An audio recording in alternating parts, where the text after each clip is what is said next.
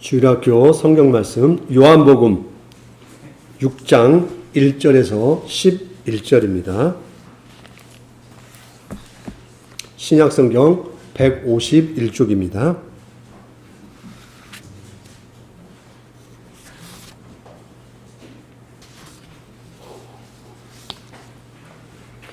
이 일이 있은 지 얼마 후 예수님께서는 디베랴 호수라고 하는 갈릴리 호수를 건너 가셨습니다. 많은 사람이 예수님의 뒤를 따랐습니다. 그것은 사람들이 예수님께서 병든 사람들에게 행하시는 표적을 보았기 때문입니다.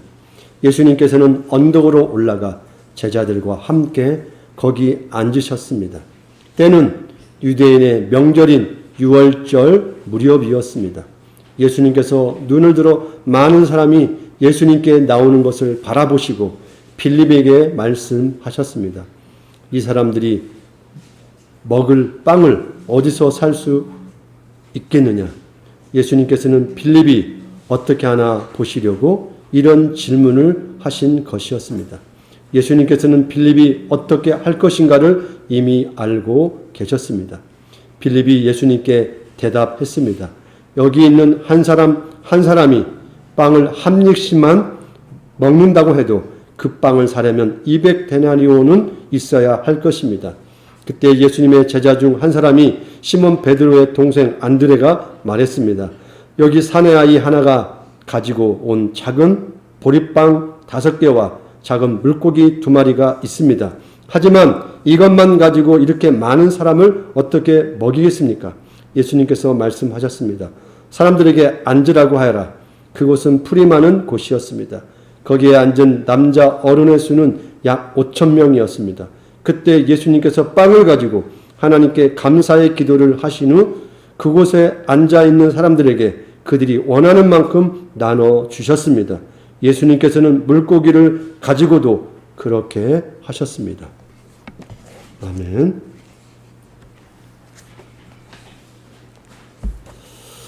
예수님께 나오는 대부분의 사람들은 예수님을 찾아오는 사람들은 첫 번째, 육체적으로 병든 사람들이 많았어요.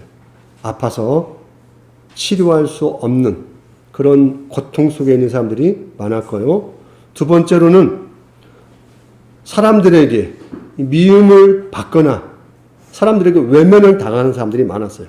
마음의 상처를 입은 사람들이 많았어요. 예수님께 나온 사람들은. 또 실제로 영적으로 내면적으로 귀신 들린 사람들이 예수님께 나왔어요. 또 사회적으로도 보통 일반 세상 사람들에게도 저 사람은 죄인이야. 아주 미움을 받고 그 사람들에게 분노를 사게 하는 사람들도 예수님께 나왔어요. 그러고 보니까 별로 우리가 환영할 만한 사람들이 예수님께 나온 것 같지는 않아요. 이들은 보통 고통과 아픔과 어려움을 해결하고자 예수님께 나왔습니다. 그런데 예수님을 통해서 이들이 어떤 한 줄기 빛, 자기의 어떤 답답하고 고통스러운 그 마음의 어둠 속에 한 줄기의 빛, 또한 그 갈증나는 자기의 생활 속에 마치 시원한 생수를 마시면 어때요? 우리도 더울 때 시원한 몸이 다 맑아지는 것 같잖아요. 한 모금의 생수를 마시는 기쁨을 예수님을 만남으로 그걸 얻게 되었어요. 오늘 성경에서도 오늘도 살아갈 소망을 얻고자 예수님께서 전하시는 하나님 나라의 말씀을 듣고자 지금 많은 사람들이 나온 거예요. 보니까 여기에 남자 어른만 5,000명이래요. 그래서 남자 어른이라는 건 20세 이상의 남자를 말하는 거예요. 그러면 여자들도 있겠죠? 그렇죠? 어린아이도 있겠죠? 한번 생각해 보세요. 최소 5,000명, 아마 2만 명 이상이 있지 않았을까. 이 많은 사람들이 지금 아무것도 없는 들판에서 예수님의 말씀을 듣게 된 거죠. 시간이 지나서 이 사람들의 모습이 어떻겠어요? 일찍 와서 예수님을 따라다녔잖아요. 그만큼 갈급하니까. 자기 삶에 문제가 있으니까. 예수님이 이들을 보니까 이 사람들의 모습을 보니까 많은 사람들이 배가 고프고 지쳐서 힘없는 모습을 본 거예요. 이때 당시 사람들은 보통 하루에 한 끼를 먹었어요. 세 끼를 먹은 지가 얼마 안 돼요. 인류 역사가. 한국 사람 지금 세 끼 먹잖아요. 한국 사람은 이게 7, 80년밖에 안 돼요. 부자들이 두 끼를 먹고 보통 사람은 하루에 한 끼를 먹으면 잘 먹는 거예요. 못 먹으면 굶는 거예요. 그러니까 먹는다라는 건 정말 쉽지 않는 거였어요. 우리 주기도문 예배 전에 배우죠. 일용할 양식을 주옵소서. 그거 엄청난 기도예요. 하루에 한 끼를 내가 굶주리지 않을 정도 먹으면 감사하는 기도를 한 거예요. 예수님이 이들을 보니까 너무 가난한 사람들이고 병자들이 많고 힘든 사람들이 너무 불쌍해 보인 거예요. 그들의 모습들이. 그 들판에서 예수님의 말씀을 듣다 얼마나 또 지쳤겠어요? 마음껏 먹지도 못하는 사람들이니까. 예수님을 향하여 뭔가 갈망하는 저 많은 사람들의 그 휑한 눈빛을 보신 것 같아요. 그래서 예수님이 제자들에게 너희들이 먹을 걸 주어라 그랬어요. 제자들도 오늘 황당해요. 아니 저 사람들을 불쌍히 여기는 마음은 알겠지만 어디서 그 사람들을 이 많은 사람을 먹일 양식을 구할 수 있겠느냐는 질문이 바로 나오지 않겠어요? 성인 남자만 5천 명인데 이 많은 사람을 어떻게 먹일 수 있을까? 당연히 불가능하죠. 그런데 제가 예전에도 이 사복음서에 다 나오잖아요. 이걸 읽으면서 이 생각을 했었어요. 특히 요한복음에만 이게 등장을 해요. 이 내용이. 어떤 아이가, 사내아이라고 되어 있죠. 아이가 보리떡 5개와 물고기 2마리를 가지고 오는 장면이 나와요. 요한복음에. 그럼 아이가 가져온 거잖아요. 아이 도시락이잖아요. 그러면 보리떡 5개니까 막 이만한 보리떡 5개를 갖고 왔겠어요? 그 아이가 들 수 있는 말 그대로 한 끼라고 말했잖아요. 그 먹을 것을 가져왔다는 거예요. 예전에 좀 이게 본문의 중심은 이게 아니에요. 그러나 오늘 어떤 이야기를 하고자 이야기를 중심인 것처럼 가져오는 거예요. 그러면 예수님이 먹을 것 주라고 하니까 제자들이 그냥 예수님 때문에 화가 나서 먹이긴 먹여야겠고 도화단에다가 아이가 있는 음식을 강제로 빼앗아서 왔을까요? 저거라도 어떻게 예수님이라도 먹여서 입 다물게 해야겠다. 뺏어왔었을까요? 비록 어린아이지만 굶주린 사람을 불쌍히 여기는 예수님의 마음과 눈빛을 느꼈던 것 같아요. 이 작은 음식, 겨우 어린아이 한 명의 분량이지만 예수님의 마음을 돕고자 하는 태도가 보여진다는 것입니다. 보통 아이가 자기 먹으려고 가끔 음식을 내놓겠냐는 거예요. 보통 아이가 일반적으로 그냥 우리 상식적으로 주영이 누구 맛있는 아이스크 먹으면 누가 뺏어가면 마음이 화가 나죠. 나나 먹으라고도 화가 나죠. 나 혼자 먹기도 바쁜 건데 뭔가 일상적이지 않는 뭐가 일이 발생한 거죠. 그러면 이 아이가 부자도 아닐 것이고 이 한 끼를 못 먹으면 이 아이는 그날 굶는 걸 거예요. 분명히. 그런데 내놨단 말이에요. 왜 내놨냐는 거예요. 이 아이가. 뭐 예수님과 제자들이 가까이 이야기하는 걸 가까이 있다가 들을 수도 있겠죠. 들었어도 그걸 모른 체 할 수 있잖아요. 그런데 이 아이가 예수님의 그 마음을 느꼈던 것 같아요. 보잘것없는 이 음식이지만은 결국 이 아이의 도시락으로 말미암아 성인만 5천 명이 먹고 얼마가 남았어요? 12바구니가 남게 된 것이죠. 생각지도 않은 기적이 일어난 거예요. 전혀 예상할 수 없는 기적이 일어난 거죠. 그러면 이 아이의 작은 어떤 헌신으로 기적이 일어났는데 우리가 좀 이것을 이해하기 위해서 여러분에게 제가 하나 비유를 이야기할까 합니다. 자, 물을 퍼 올려야 하는데 물을 끌어들여야 돼요. 그런데 전기도 없이 물을 땅속에 있는 지하수를 끌어올리는 방법, 그 도구를 알고 있어요? 이름을? 뭐예요? 진욱이? 혹시 본 적 있어요? 지금은 잘 눈에 띄진 않아요. 그래도 어디 박물관이나 그런 데서 혹시 본 적 있는지 모르겠어요. 지하수를 끌어올려야 하는데 전기가 없어요. 어떤 모다가 없어요. 요즘 전동 모다가. 근데 뭔가 끌어올려야 돼요. 따뜻. 혹시 그 본 기억 있어요? 자, 그러면 요즘 최첨단 시대잖아요. 그래요? 예, 예. 자, 교회방에 이제 하나 올리겠어요, 제가.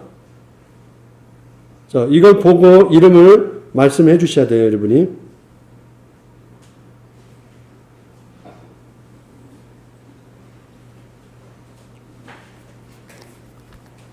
자, 교회방을, 자, 열어보세요.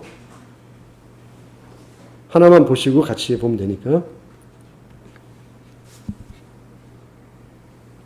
자, 보입니까, 사진? 어디선가 본 적 있죠?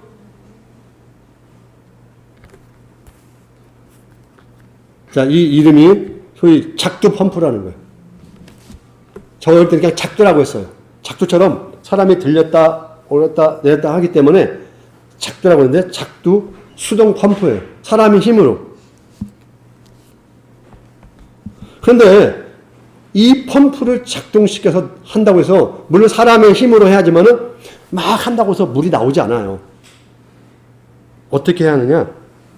자, 목사님이 오늘 물을 좀 가지고 나왔어요.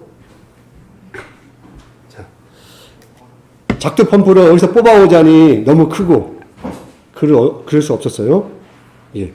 그러면 작두 펌프를 작동시키기 위해서는 무엇을 해야 하냐? 그 펌프, 여기 보면 실린더라고 되어 있죠? 그 통 안에 반드시 물을 부어줘야 돼요. 물을 부어줘야 돼요. 왜 부어줄까? 이유가 있겠죠? 근데 이 부어주는 첫 번째 물을 마중물이라고 해요. 마중물. 우리가 어디 마중 나간다 말 기억나요? 손님 올 때 마중 나간다. 이 물이 먼저 부어줘야 돼요. 그러면 이 물이 부어져서 펌프가 작동을 해야 하잖아요. 그러면 그 원리가 뭐냐면 우리가 샴푸나 때는 어떤 젤리 같은 거 할 때 이걸 누르죠. 누르면 어때요? 나오잖아요. 여기다 뭐 전기를 달아서 뭐다 안 달았잖아요. 왜 나올까요? 이 관과 이 밑에 깔려있는 사이에 압력을 가하는데 진공 상태를 만들어요. 공기가 들어가지 못하도록. 원리가 똑같아요. 이 작두 펌프의 원리를 가지고 모든 것을 만드는 거예요. 그러면 목사님이 지금 물을 따라 잠깐 마중물이라고. 자, 제가 그냥 이 물을 지금 스트로 빨대로 빱니다. 자, 했죠. 제가 입을 다무는 순간 공기가 통하요, 안 통해요? 목사님 입을 벌리고 빨아볼게요. 빨려, 안 빨려요? 입을 벌리고. 왜 안 빨리죠, 물이? 공기가 들어가잖아요. 마중물은 그 역할을 하는 거죠. 아까 사전에 보면 지하수와 이 지상 공간에 물이 들어가서 진공 상태를 만들어 압력을 만들어요, 서로. 기압차를 만들어내는 거죠. 그래서 작두를 들어 올리면, 이거 누르듯이, 누르고 하면 그 안에 있는 지하의 물과 이 바깥에 있는 이 초크 이 차키가 이름은 모르겠다. 어릴 때 기억이 안 나서 찾아보려고 해도 올리면 그 물을 잡아 끌어올려요. 그 압력에 의해서. 근데 그때 진공 상태가 유지가 돼야 돼요. 그 진공을 유지하는 일을 누가 하느냐? 이 마중물이 하는 거예요. 그걸 하지 않으면 아무리 힘든 사람이 하루 종일 해도 절대로 물이 올라오지 않아요. 펌프 내부에 이 일을 하도록 압력차를 충분히 만들어내기 위해서 붓는 물이 마중물이라는 거예요. 그러면 오늘 목사님이 왜 이 이야기를 했을까요? 이 마중물과 이 아이의 작은 도시락 음식을 비교해 보자는 거예요. 한번. 마중물이 지하수에 있는 이 저변의 물을 끌어올리듯이 이 적은 물이 어떻게 보면 손해본다고 할 수 있죠. 물은, 이 마중물은 버려져요. 막 이렇게 물을 작두질을 하는 가운데 이거 그냥 버려져. 어떤 의미에서. 그러나 땅 속에 있는 지하수의 신선하고 깨끗한 물이 올라오는 역할을 해요. 이 아이가 자기 음식이잖아요. 손해보는 거잖아요. 마치 마중물도 그와 같아요. 버려지는 것 같아요. 그러면 여러분에게 질문을 한번 해보겠어요. 혹시 내가 다른 누군가를 위해서 또 어떤 단체, 전체를 위해서 혹시 내가 희생해 본 경험이 있는지 앞으로 하겠죠, 여러분이. 우리 아이들은 분명히 하리라고 생각합니다. 그게 돈이 될 수도 있어요. 내 것을 누군가에게 줄 수도 있고 누가 하기 싫은 일을 내가 함으로 다른 사람에게 이익과 즐거움이 되도록 할 수도 있어요. 어떤 사람은 이럴 수 있죠. 정반대로 절대로 나는 내가 손해보는 일은 못해라고 하는 사람도 있겠죠. 그런 의미에서는 어떤 의미의 더 깊은 지하수의 물을 빨아올리지 못하겠죠. 왜? 나는 마중물처럼 손해보기 싫어. 왜 내가 버려져야 돼라고 이야기할 수도 있겠죠. 그래서 나의 이익 외에 다른 사람의 이익, 또 우리 모두의 이익을 고민하지 않는다면 그런 희생이나 마중물 같은 일을 할 수 없다라는 것입니다. 그러면 우리가 교회에 다니고 하나님 말씀을 묵상하면 이런 섬김의 마음이 커져야 할까요? 작아져야 할까요? 나는 손해 못 본 사람이야. 그런데 교회를 다니고 하나님 말씀을 들음으로 말미암아 함께 사는 일에 내 것을 조금 내놓을 수 있는 마음이 커져야 할까요? 커져야겠죠. 떡 5개와 물고기 2마리를 예수님께 가져온 이 아이의 힘, 믿음이 5,000명을 먹이는 기적을 일으키듯 우리는 그러한 일에 충분히 하나님 앞에서 일을 할 수 있다라는 거예요. 저건 어른들의 일이야. 저건 다른 사람들의 일이야. 특별한 훌륭한 사람들의 일이야라고 생각하면 안 돼요. 작은 일이라는 것은 뭐예요? 누군가에게만 해당되는 게 아니에요. 정말 누군가도 다 할 수 있는 거예요. 이 아이가 행했던 것처럼. 그리고 이 아이도 어떤 마음이 생겼을까요? 하나님의 말씀이 들어가서 이런 마음이 생겼겠죠. 그 아이가 거기를 왜 왔겠어요? 물론 부모님 손에 이끌려 올 수도 있겠죠. 오랜 시간 그 들판에서 그 아이도 예수님을 통하여 다른 어떤 말씀의 질서를 배운 거죠.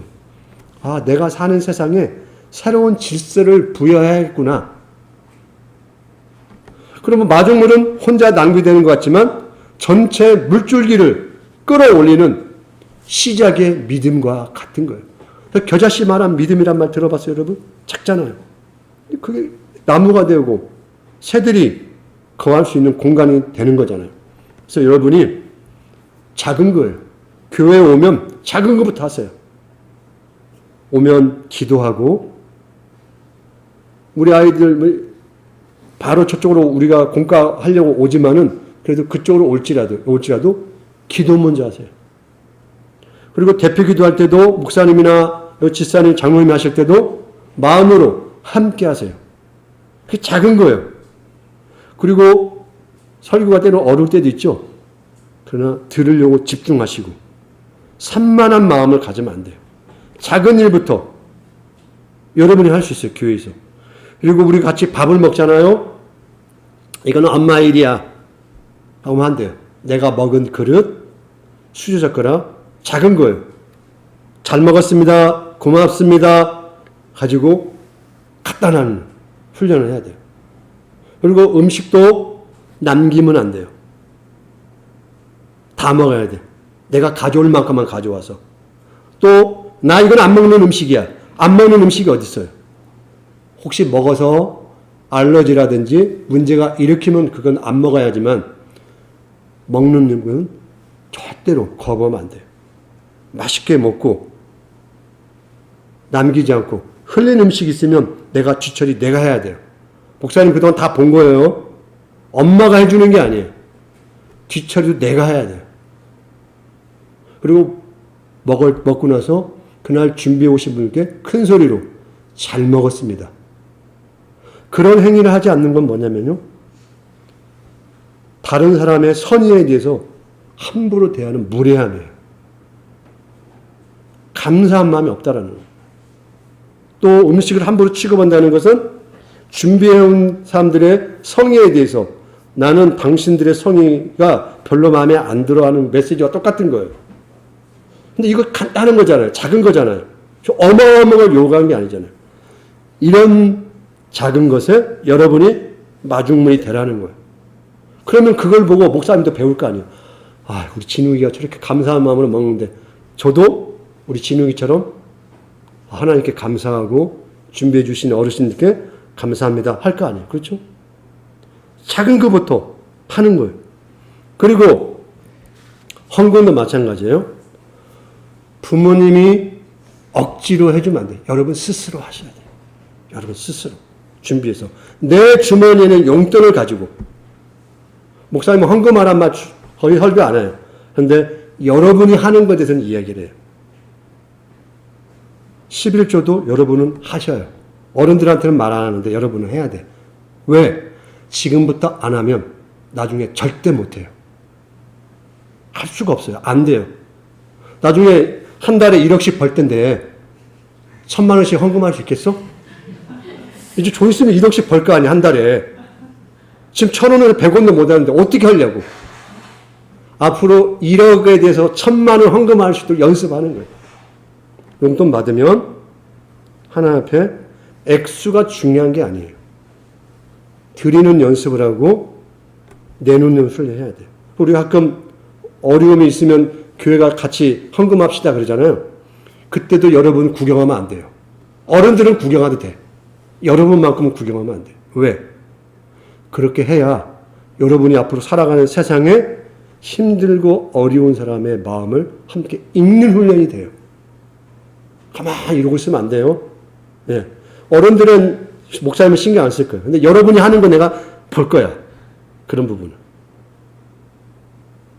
이 말은요, 여러분 스스로가 모든 일에 마중물 되는 역할을 하라는 거예요. 구경꾼이 되면 안 돼요. 강 건너 불이 났는데 저걸 관람하는 사람이 되면 안 된다는 거예요. 교회라는 것은 바로 함께 이루고 세워가는 마음의 출발, 마중물을 누군가 역할을 해야 돼요. 다 해놓으면 나는 갈 거야. 그게 아니에요. 지금 우리 작잖아요. 여러분이 작지만 자리에 한 자리 한 자리 지켜준다는 건 대단히 중요한 거예요. 이게 마중물 역할을 하는 거예요. 난 다 되면 할 거야. 물론 그렇게 돼서 하면 좋죠. 그렇게 여건이 됐으면 좋겠어요. 그러나 지금 여러분은 마중물로 부름받은 사람이에요. 그러니까 참 고맙죠. 목사님 입장에서는. 또 여러분이 기특하고 우리가 서로 그러한 마음, 배려하고 따뜻한 미소와 안부, 그래서 인상 쓰고 있으면 안 돼. 어른들은 써도 좀 이해를 하겠어요. 힘든 일주일 보내왔잖아. 여러분 키우려니까 얼마나 화가 나. 그러니까 목사님이 그런데 받아주는데 여러분은 어때요? 밝은 모습으로 어른들 보면 안녕하세요. 안녕히 계세요. 작은 것부터 마중물 역할을 했으면 좋겠어요. 그게 뭐냐면요. 바로 은혜의 통로라는 거예요. 은혜의 마음이 여러분 안에서 충분히 나오시죠. 여러분을 보고 어른들이 은혜를 받을 수 있다니까요. 여러분의 그 작은 걸 통해서 힘을 얻고 용기를 얻고 그냥 나는 맨날 어른들에 얹혀서 산다고 생각하지 마세요. 교회 안에서는 여러분이 그 역할을 우리도 충분히 할 수 있다. 그래서 교회 전체가 여러분을 통해서 이익을 얻는 거예요. 5,000명의 어른들이 그 아이 하나를 통해서 커다란 은혜를 얻듯이 우리 교회는 여러분을 통해서 그 은혜를 얻을 수 있어요. 또 그렇게 역할을 하고 있다고 저는 믿어요. 좀 더 여러분이 그런 마중물 같은 마음과 나눔으로 더 풍성해졌으면 좋겠어요. 그러한 사람은 반드시 앞으로도 곳곳에서 하나님이 쓰시는 마중물 같은 사람이 될 거예요. 그러한 소중한 우리 나무교회 우리 친구들이라고 믿고 한 걸음 더 내딛기를 부탁을 드립니다.